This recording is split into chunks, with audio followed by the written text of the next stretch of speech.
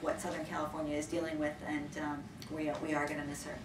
But let's get off to discussions, and I want to pose a few questions to our panelists. And let's start it off in terms of information resources. So I want to kind of start off with, aside from your initial diagnosis or your initial injury, what sources do you or members of your community, if you will, use to gather information to stay updated on your condition? And if a medical professional is involved with that, and if a medical professional is not, why or why not? So you kind of fill us in on how do you stay updated on what is happening in terms of spinal cord injury or stroke or brain injury? Right now, Dr. Kim Anderson has put together a spinal cord injury networking group, and that is how I stay up to date on a lot of all the information that we have right now. We do that on I should probably elaborate later on. We do that on the second Thursday of every month, where spinal cord injury people get together and talk about issues. I pretty much rely on the internet, and there's a web service called Medtronics, I think it's called. No, that's the company. I'm trying to remember what it is called. There's a service on the internet, and you can enter your fields of interest, and that's what I did some years ago. So I constantly am getting weekly updates of research in my area of interest. And then the other big source for me is that along the process I've come to know, with long-term injury, you come to know some therapists for a long time. And some of the best of them seem to have great access to information, so I'm always asking them. So it's that and the internet.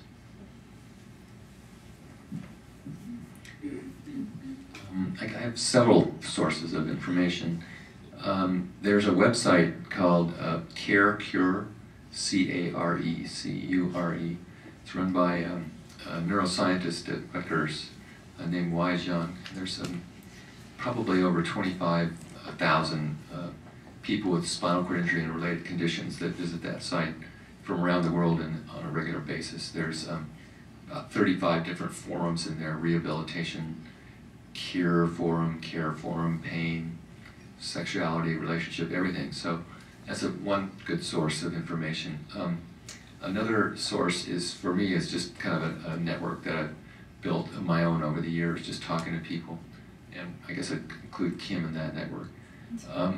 Another source of information is the Paralysis Resource Center, which is actually the full name is the Christopher and Dana Paralysis Resource Center. This is a separate function of our organization that's more standalone. They get a large government grant every year to disseminate information about spinal cord injury and treatment and helping people with spinal cord injury. And most of the people that call there, and there's thousands of calls that come in every month, are people that have had injuries for many years. And then I do get some information from my doctor, and maybe not new information, but certainly we discuss it when I meet with my doctors.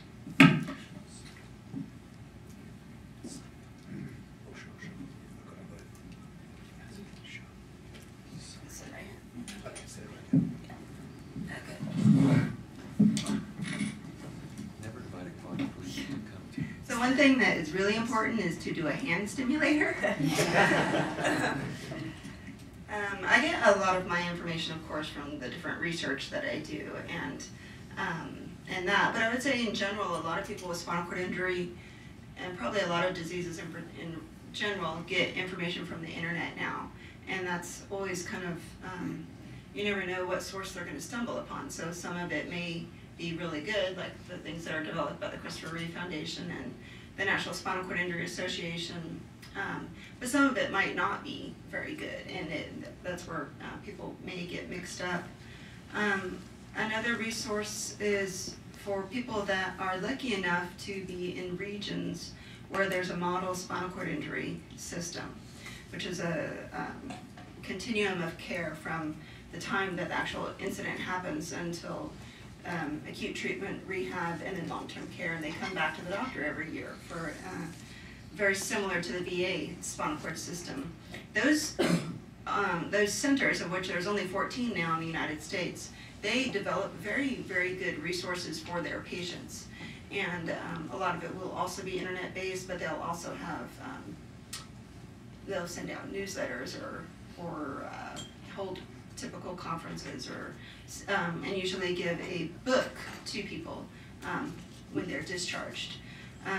So those people are, they get a lot of information. Unfortunately, the statistics show that only about 13% of all spinal cord injuries are actually go to model systems.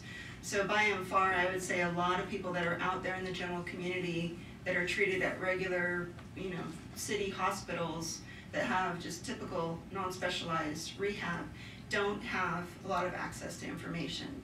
And like you said, with the reimbursement for insurance getting lower and lower and lower, they try to get you out as soon as possible. So a lot of people just are out there then struggling without access to information and without access to physicians that are specialized to give them information. So. Good. I've heard a lot about, and probably a theme across all of these is in terms of the internet and how the internet has changed how people get their medical information. What about the people that don't have access to the internet? That's a big problem. Well, as you just said, it's a big problem. I suppose it's using the phone, but who would you call? Because all the public libraries more and more now, I guess you try calling a reference librarian at a local library, and you could get down to the library. I mean, going down to basic level, because most libraries you can go into the library and be on the internet there. That's the two places I would most immediately think of: public libraries and telephone surveys, just calling people up. Because most doctors, one thing I learned is that nurses know. Because they're close enough to doctors, so sometimes you get tremendous information from nurses that doctors don't give you. At least that's been my experience. Some of the most lucky introductions and ideas have come from nurses saying, well, this isn't the right place, but this is where you should go. And they, for example, I'm guessing, would immediately know the dedicated stroke. Because I had a stroke, obviously, a major stroke, but they would know the best stroke dedicated facilities, the best head injury facilities. For those of you who are from LA, I'll tell you that after 4 months inpatient at Cedars, it was only by fluke, which was the intervention of my mother, just on impulse dropping in Northridge Hospital, that we discovered that one of the best dedicated brain injury facilities is the TGIC program across the street from Northridge Hospital. After 4 months at Cedars, no one had mentioned that. So my family had been traveling backwards and forwards, even when I was discharged, to outpatient. There's no grease like at Walmart. No one's telling you these things. But where would you go? Would you say you don't have access to the internet?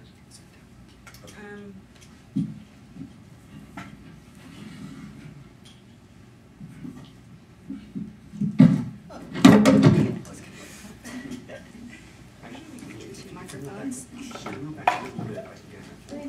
Okay.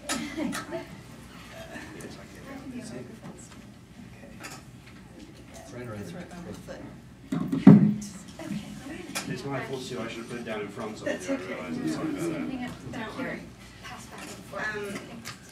I would say for people that don't have access to the internet, well, one of the big communities like that is people that are stuck in nursing homes and skilled nursing facilities, and they don't have access to a lot of things. And so one thing might be to try and develop like these peer support networks where people would target going to the different skilled nursing facilities and nursing homes, finding out, or at least even just dropping off information. If HIPAA doesn't allow you to then to say we have a patient with spinal cord injury. But you would have to reach out to those kinds of people. The other thing may be trying to reach out to primary care physicians and having them give information to the people that come in there. But it's pretty hard to get access to people that are isolated.